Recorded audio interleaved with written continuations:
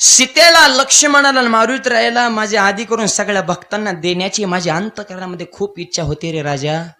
पण पेंद्या, मी का देऊ शकलो ना याचा कधीतरी विचार करा. अरे तू जेवढ्या फायली ओपन केले ह्या सगळ्या फायली 7व्या अवतारातल्या.